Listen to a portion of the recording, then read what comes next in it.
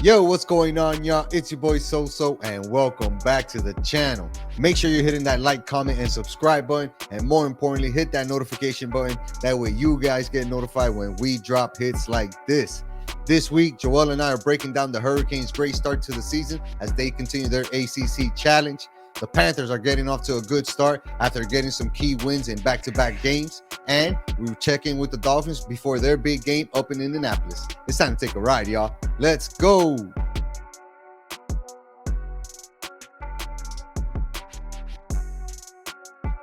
What's going on, my people? Joel, what's going on, brother? What's going on, you, man? Good to see you too, man. Always. You know me, dog. Ain't much, you know. It was nice seeing you the other day when we got that round of golfing. Thankfully the Dolphins weren't playing that week, so we had some free time that weekend and we made it happen. Oh yeah, always a good time to hit the golf course, dog. Last round that I played wasn't so good. It makes me rethink my my existence on a golf course, but you know what? I'm just gonna keep, doing the insane thing and going back out there and trying to play well. Guilty. You know, there's some that things that game. I like, some things that I don't like, but shit, man, that's the challenge. That's the so challenge. much. But you know what? The way that I see it, it's one day closer to the Miami Golf Bros 5th anniversary edition. Oof. We were just talking about it the other day. We got some big plans. Oh yeah. Can't wait to bring that to y'all, man. It's gonna be so dope, man. And it's always a good time when we go out there, huh? Oh yeah. The boys are buzzing already about the trip. So we're far out, and these guys are on fire. Dog. Exactly, that's my point. Buzzing is like a low sell. 7 months left, and these guys are like super pumped. So I don't know how we're gonna contain that. I don't know, man. That's your job, not my job, man. My job is to bring up the topics, you know, and we brought them up in the intro, man. You know, there were a couple of things that happened with our local teams, but I want to start it off with the Hurricanes, right? Because they deserve it. This is a team that you and I personally, right, have spoken about and been kind of, I don't want to say harsh, but just very real with them, right? Like in terms of expectancy, in terms of winning, in terms of how they look in the ACC and what they've been able to accomplish or lack thereof, right? And even when Cristobal came into the picture, you know, we questioned the move, we questioned the start, we questioned everything about his first 2-3 years here in Miami, but everything that he promised, excuse me, is coming to fruition, right? The Hurricanes are 6-0 in the season, ranked 6th in both the coaches and the AP polls. And they're coming off a bye week after another comeback victory under tough circumstances, right? They beat a Cal team that's very tough to play out there. The game was later than what the Hurricanes are usually playing, and they ended up walking away with a 39-38 victory. And some people would be like, "Oh, you know, you got by beating an unranked team," but you have to throw those variables into consideration, right? Where you're talking about going on the road, coming back, not playing your best, and having all these things against you, and still coming out with the victory to stay undefeated, right? I mean, yeah, absolutely. You got to mention the context. You got to say that the Hurricanes were down multiple possessions in the fourth quarter. If I recall correctly, I know this game was a little while ago already, but it was kind of an unreal comeback. For them to come back and tie the game, let alone win the game. Right. And Elijah Arroyo, man, continues to produce in that tight end position, looking like a real stud, right? We're looking like we're back to tight end and he got the game-winning touchdown. And our main man, bro, Andy Borregales with the extra point. Like it was, nothing, no sweat off his back, to give us the victory. And it was a great victory because now they headed into that bye week this past week and got a chance to refocus and really kind of fix the things that were wrong and improve the things that are going well. And I think that, when you look at the offense, right, and what is producing, there are certain things that I can point out that are going very well, right? You're leading the nation in total yards per game, something which is ridiculous and probably unattainable or sustainable, I should say. 583 yards per game, 400 yards passing per game, and averaging 47.7 points per game. Now, granted, a lot of that has to do with some of the teams that we played earlier on in the season, but it still points to the strength of the offense. And that's Cam Ward throwing it downfield and making things happen, right? Extending plays, getting outside the pocket, maneuvering when he has to, and just continue to make plays downfield, right? You don't average those type of numbers unless you're making big plays. But what doesn't pop out there for me is the running game, right? Because when Martinez came in, it was like, all right, we're gonna feed this guy the ball, and for him to not even have 300 yards this season, when we play some inferior opponents where he should have been able to eat more, so to speak, it's kind of disappointing to me. And it's like, all right, is this something that Coach Cristobal and his staff are gonna look to emphasize in this next game against Louisville? Because Louisville has a good defensive backfield, but they don't really have that strength up front on the D line. So I'm hoping that Cristobal and his staff can find a way to switch that up and not just rely on Cam all the time. Yeah, I mean, it's Cam has come through. He's been the guy to make it happen for us these last couple of games, especially, Hmm. which has been dogfights. But yeah, man, we gotta make sure we're not in those situations. It's nice to know that we can, that there's always a chance as long as he's on the field and he has the ball in his hand. But at the same time, I would like to see a little bit more out of the defensive side of the ball. You know what I mean? I like to hold some of these opponents to less points. I love that we're putting up points. It shows that we can do that offensively, but I think defensively we need to do something. What are your thoughts on the defense right now for the Hurricanes? I think you're right, man, because at one point we were ranked inside the top 10, and right now we're ranked 26 in the nation in points against at 18 and a half. And some of that has to do with the last couple of games that the Hurricanes have been in, right, where they're giving up 28 plus points to these teams that, aren't necessarily known for being offensive juggernauts, let's say, right? And for the Hurricanes, that's something that you really have to tighten up. And I think that has to be part of the coaching that went down this week during the bye week. Because without that, you how else can you say I can really be a contender, go out there and possibly win the ACC and make some noise in the playoffs, which we're looking like we're going to be guaranteed that if things go the way that they're supposed to. But you still have to show up, you know, on game day and go out there and perform. They're going to be on prime time against Louisville, and Louisville is not no joke. They're just coming off a win. They're feeling really good about themselves. Their quarterback and wide receiver duo have really kicked off this season. That's Tyler Show and Ja'Cory Brooks. Ja'Cory Brooks has caught 6 of the 14 touchdowns that Tyler has thrown this year, and that's something to look at when you have such a connection between a wide receiver and a quarterback. That means that those guys find a way to link up telepathically downfield and make trouble for the defense. And if the defense is giving up points like we've seen as of late, then Louisville has to feel good about their chances about coming in here and pulling off an upset, or being at home and pulling up an upset, right? In the last 2 games, Virginia Tech and Cal, right? Again, not known for their powerhouse as far as offense goes. Virginia Tech scored 34 points on us, and Cal had 38 points on us. That's 72 points right there in 2 games that the Hurricanes have given up, coming off being ranked, top 10 in that type of defense. So yeah, they have some tying up to do, and they have to do it fast. The one thing that I will point out is that the defensive line on the Hurricanes is really doing a number, man. Frank Mayoga, I got it. It's a tough one, but I got it. You nailed it. Frank, I don't know about nailed it, but Frank has been really playing well. Not only has he been a real leader on and off the bench, right? He's off the bench, he's coaching guys, getting guys in good position, and communicating with the coaches on what's happening in the game. But he's also producing, right? He's leading the team in tackles, being in on every play, and really leading by example, which is what we need in the defensive front. And it's showing up, right? Because the Hurricanes are currently ranked 14th in yards per game allowed, only allowing 282 yards per game, and they're 11th in rushing yards per game, under 90 yards, 89.7. Just letting you know that those guys are for real, right? Yeah. They just have to do a better job of closing out games and not giving up dumb penalties to extend plays. Turnovers have been a real problem for this Hurricanes team, giving up too many so early in the season, and that's stuff that they can clean up.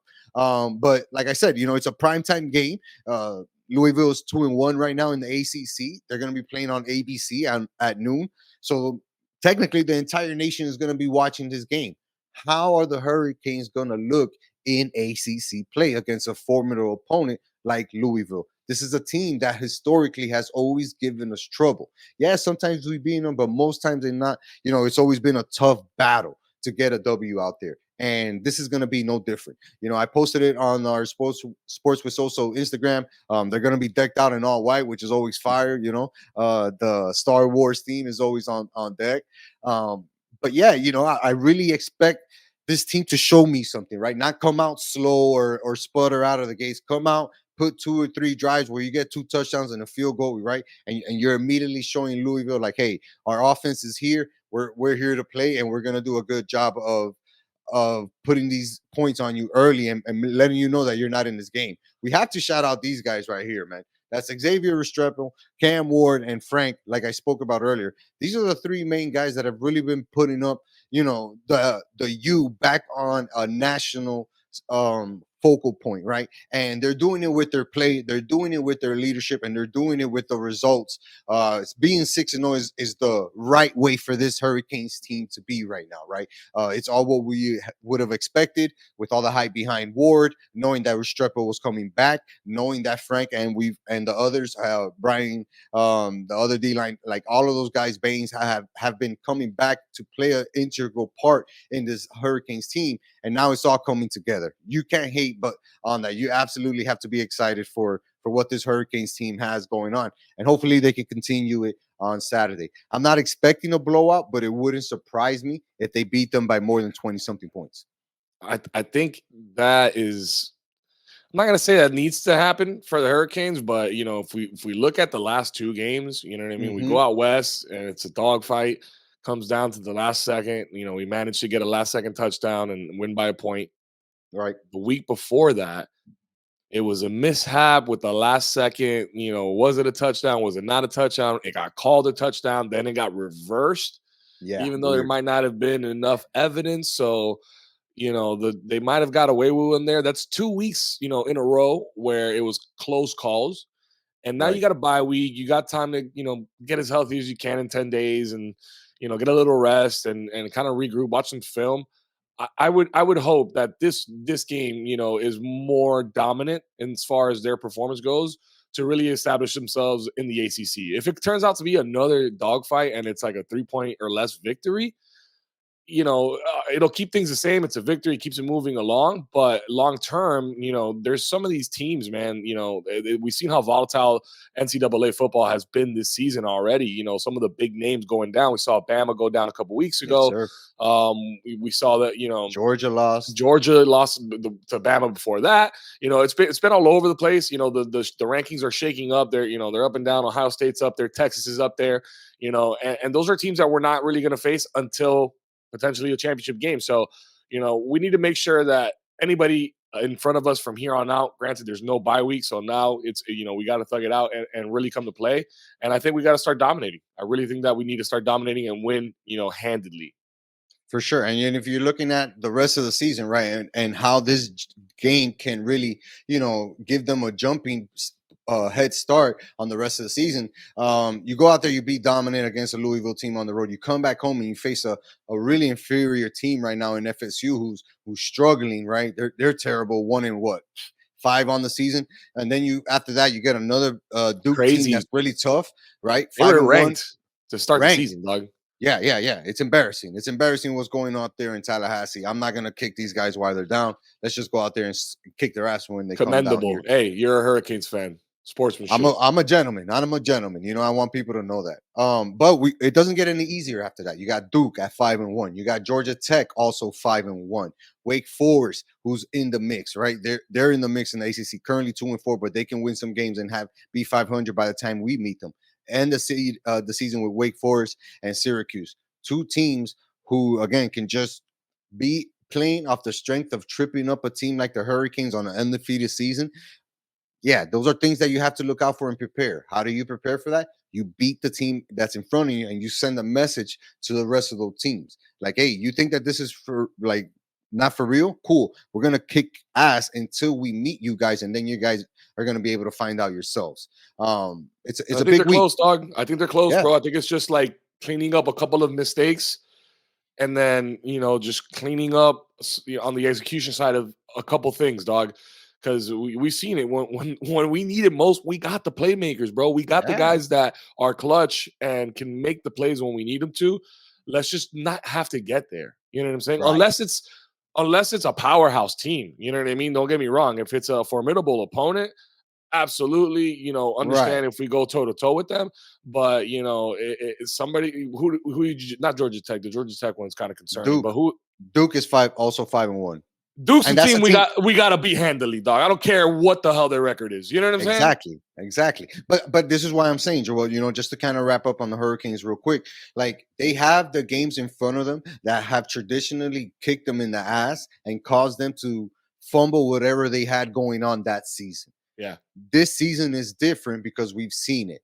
Now we need them to elevate their performances and really put teams away. Go out there and put good performances on the field. Everything else will take care of itself. And I truly believe that's the reason why they're not in the top five right now, because of those last two wins being escaping by the chinny chin chin. I So agree. let's see what the Hurricanes got on Saturday noon. ABC against Louisville, up in Louisville. Let's go out there and fucking stormtrooper their asses. All right, go out there Go all white. Canes. Go Canes, man. Let's talk about the Panthers real quick, bro, because this is a Mm. team that we're gonna have to really follow closely this year.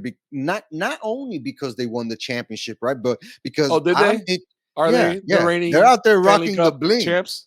Yeah, absolutely. I posted the rings on Oh, our Instagram page. Amazing rings, by the way, and then a great job they did. My favorite part being the little rat on the inside. Like, come yeah, on, how dog. much more Florida Panthers can you get than having a rat on the inside of your championship ring? But this is Stupid a dog team that we're gonna have job to with that, man. follow closely. Yeah, right. Um, they have to follow. We have to follow this team closely because we want to see how they're gonna react to winning, right? It's one thing to be in the chase of the Stanley Cup and really have that hunger and that desire and that drive, right? Especially after failing so many times and getting so close. At this point, you have to really show that you are a true champion and can excel and continue to, play well or keep that high level of expectations night in, night out. Now they started off kind of shaky, but they pulled it back. Back-to-back wins to go to 3-2 on the season.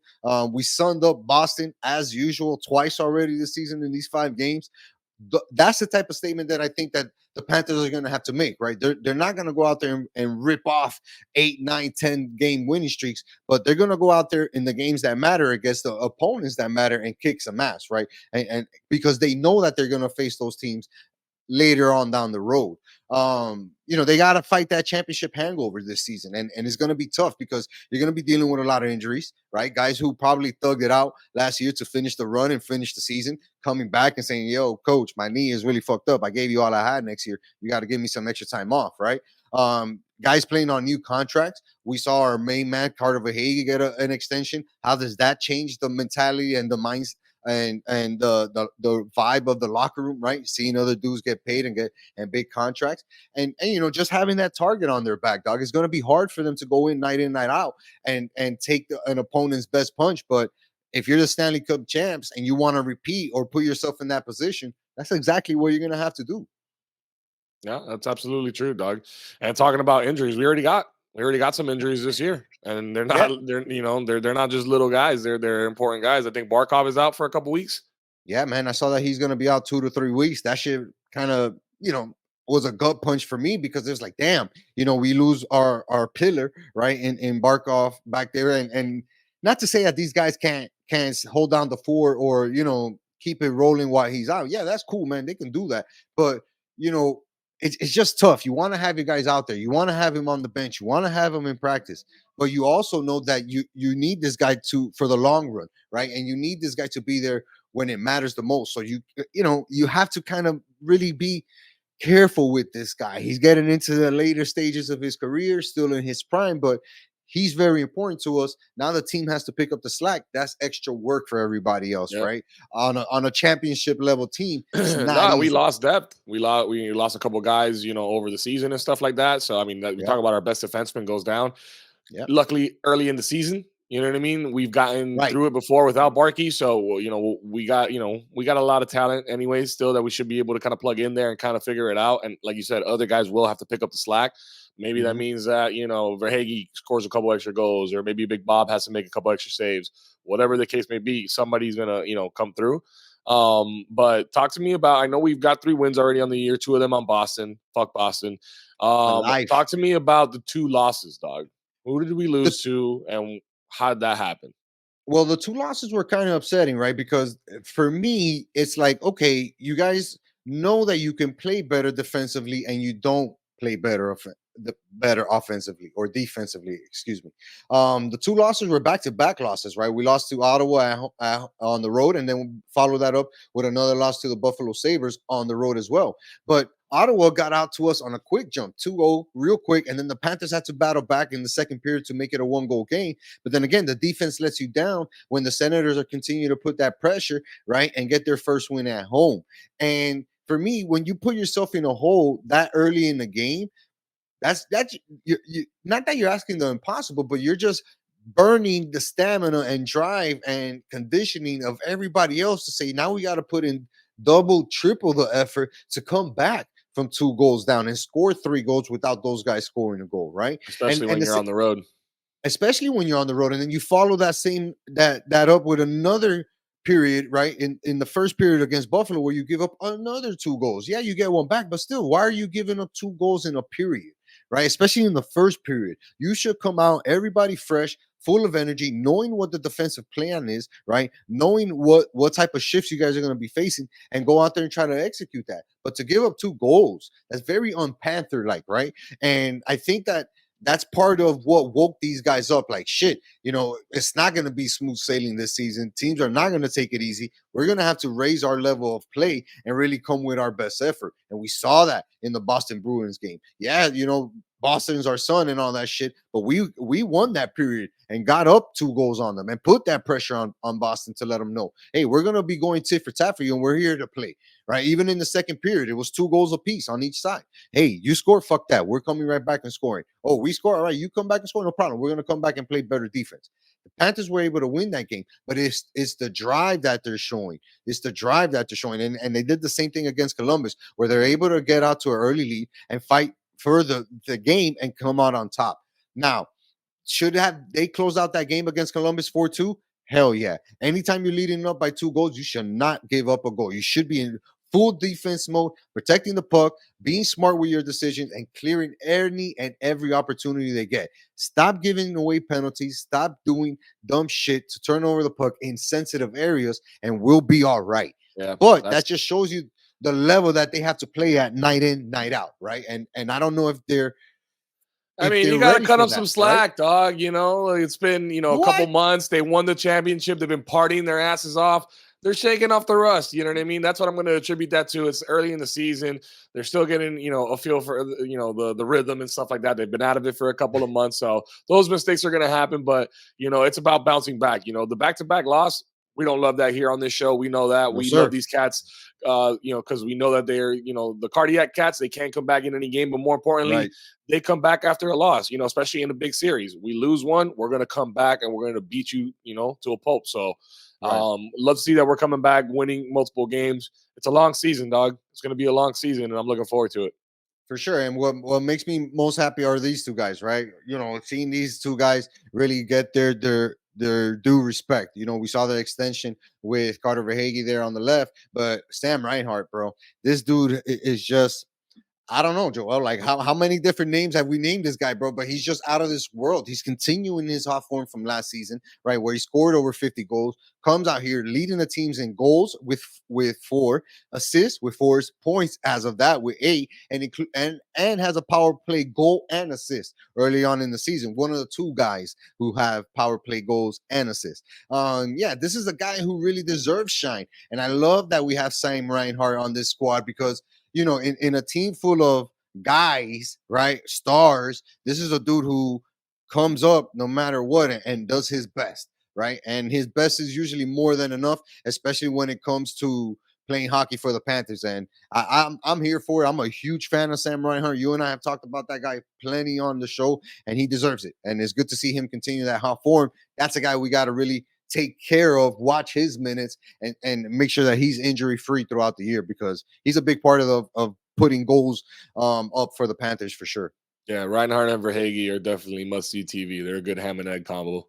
Always, dude. Always, man. They make the game so exciting to watch, bro. The Panthers have an opportunity to really go on a little run here, right? They've won back-to-back games, like we mentioned earlier, but now you have three straight home games, right? You're playing Vancouver on Thursday at 7. Las Vegas is coming into town on Saturday at 6 p.m. And then Minnesota again on Tuesday at 6:30 p.m. Those are all games that you guys should be watching because we're going to be posting the scores on our social media. But more than that, like Joel was mentioning, it's exciting hockey, and these guys making exciting hockey because we got really good players and they're worth watching. And now we got something to fight for, right? Defend our title and really take care of the house. So I'm hoping they can do that during this 3 game homestand. What do you think? Uh, What's the game there? That 3 game stretch that you're most worried about?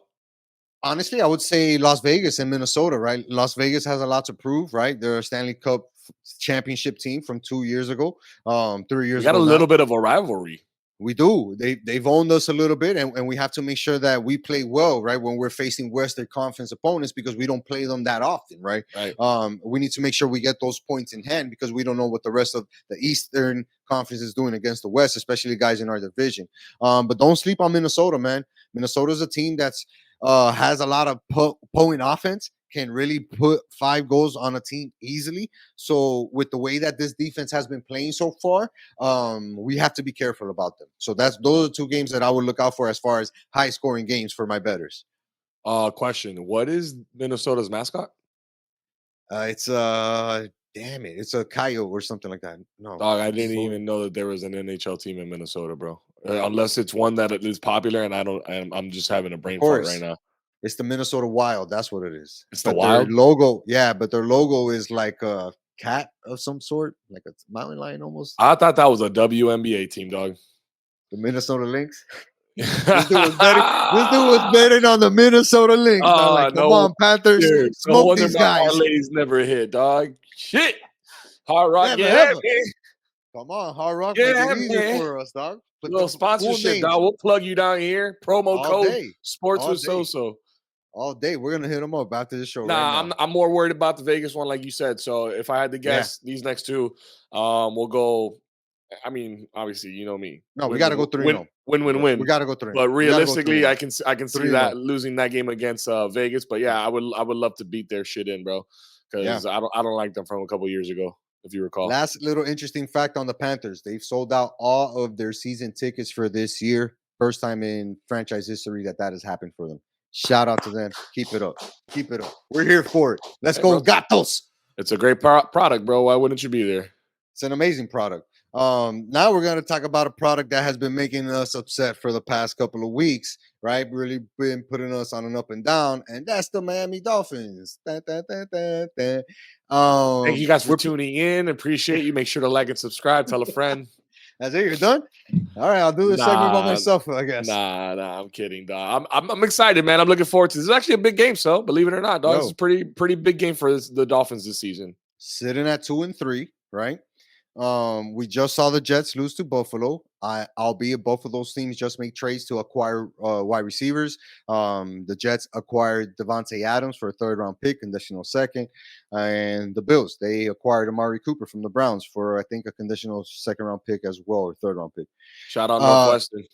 yeah, those boys are always out there, man. Ballers. We got ballers down here in the state of Florida. And some would say Hall of Famers, but let's not I don't go know too. where Devontae's from. Like, isn't he from like Texas or something? Yeah. But my dog's from down here, so he's linking up with some more people from down here, as far as Amari Cooper. But the Dolphins are in a real good position, all things considered, right? We talked about it on OnlyFans, our last episode. Go check that out if you didn't. But Dolphins being 2-3, having an opportunity to get to 500, potentially with Tua coming back against the Arizona Cardinals.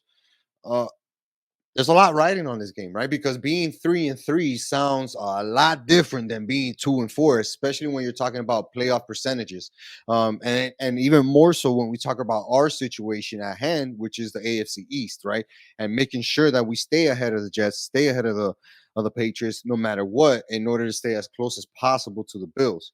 I'm really concerned about the injuries, Joel, to the team right now, and how it can affect this game against the Colts.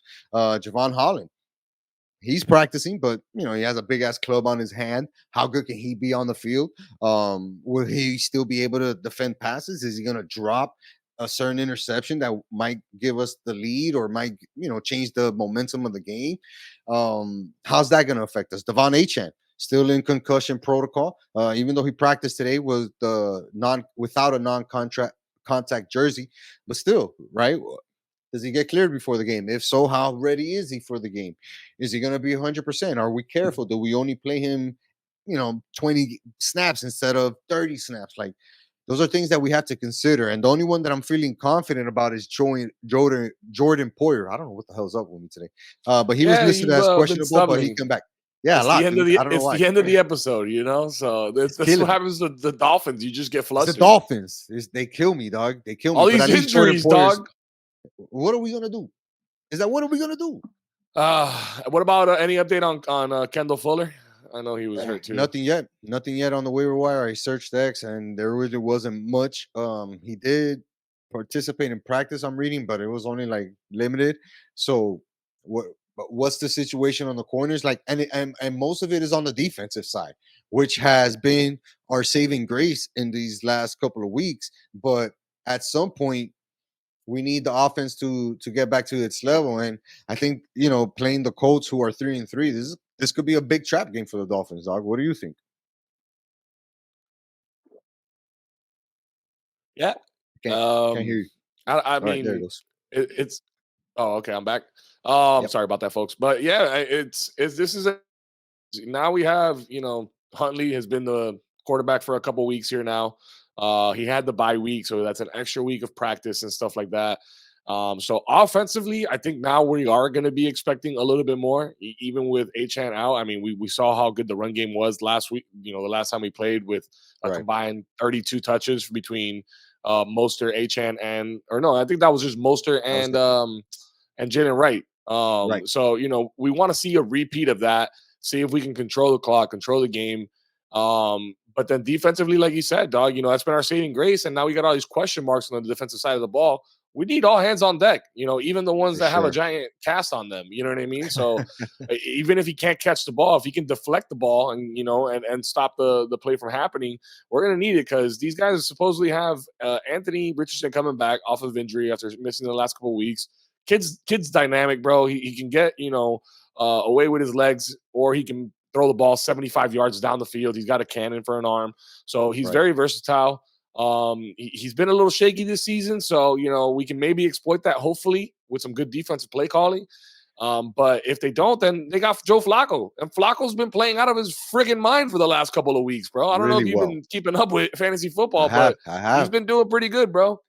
He's been killing it, and I think that is the only thing that kind of gives me confidence right now in this game, right? The fact that the Colts are going with Anthony Richardson, even though he's had 3 touchdowns versus 6 interceptions on the season, bodes well for the Dolphins defense because we can use some turnovers. We haven't really had a lot this year, and I know that this dude is prone to them. So as long as we stay in his face, making him comfortable on his return, right? Like we don't know how ready he is, so we can exploit that. We're gonna have to, because I'm perplexed, right? Word of the day on how the the offense is gonna evolve, right, under McDaniel. Yeah, we can keep taking Richardson out on 3 and outs, 3 and outs, 3 and outs, 3 and outs the whole game, but we're gonna have to put points up on this Colts defense, and their defense is pretty good. But we have to use our best weapons, and that's the running game, right? And we saw how effective it was in the second half of the Patriots game. And truth be told, man, I know it may sound weird, but I'd rather get Huntley in a rhythm early in the game, maybe get him some easy passes and get, him going 9 out of 11, 9 out of 12 with short yardage stuff and stuff like that, and get the ball moving and get the chain moving. I'd rather see that type of game plan in the first half and then have them switch to the running game where it's like, all right, now we're going to dominate you guys and we're going to throw at our expense whenever we can, get a matchup that we like.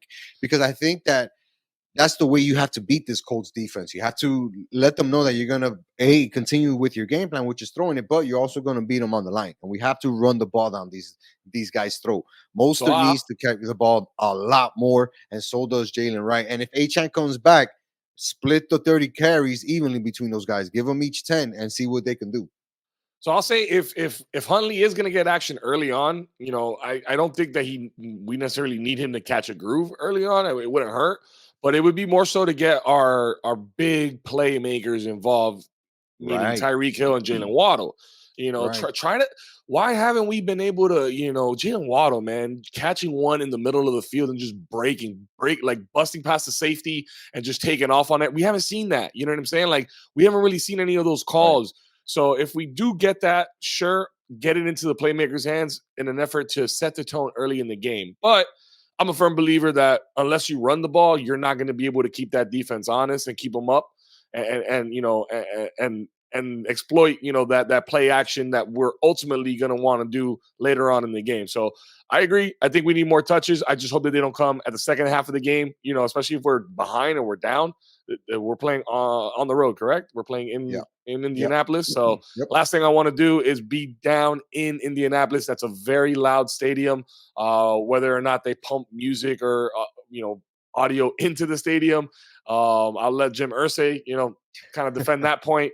But it's a loud stadium regardless. So I don't want to be down at any point in that game. I want to make sure that we manage the tempo of that game and we control it, man. That's the way to win. It might not be pretty. It might be like a 17-16 victory, 17-14 victory. But a victory is a victory. And with Tua on the horizon, like you said, that would only, take us in a more positive direction heading into Tua's return. For sure. And I think that, when we talk about what needs to change, right? And what really has to happen for this team, we really have to play better. And a lot of that has to do with Mike McDaniel, right? Bro, that guy And looks like he's cracked out right there or something, bro. He he's looks a not, little man. out That of was it. from the press conference earlier this week, and obviously he's stressed. He should be stressed. And I would be That's what he stressed looks too like. if I don't have my main guy, right, and my offense doesn't look like it should be. But I think with the return of Achan, which it looks like he's going to play, I think it gives them a different dynamic, right? And that's just an extra weapon that the Colts have to account for. And the Colts do have a good defense, man. They have 3 of the top 10 guys in total tackles this year, and that's not by mistake, right? That means that those guys get to the ball and get to the ball quickly. How we can beat that is by being quicker than them, right? And putting our guys, Jalen Waddle, like you said, and Tyreek Hill in those quick situations where they can catch the ball and maybe get an extra yard or two, or turn that into 5 yards, or turn that into 10 yards, right? And I think that's the explosiveness that we're looking for, Joel.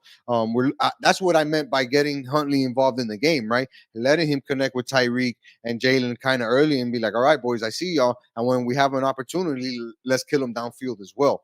Let's see. I'm expecting a different game plan this game, right? I don't want this offense to look limited. I want this offense to look like we had a bye week, we fixed some things, and now we're looking a lot better, right? Where at least our first 3 drives produce 10 points, right? That's not a lot to ask to No. get a touchdown and a field goal. And for the love of God, Jason Sanders, if you miss another field goal, it's over. Just say you're gonna let me loose on the boy. I'll let you loose on him, dog. If All he right misses then, one dog. more, Jason, tighten. You better it's on tighten up, sight. dog.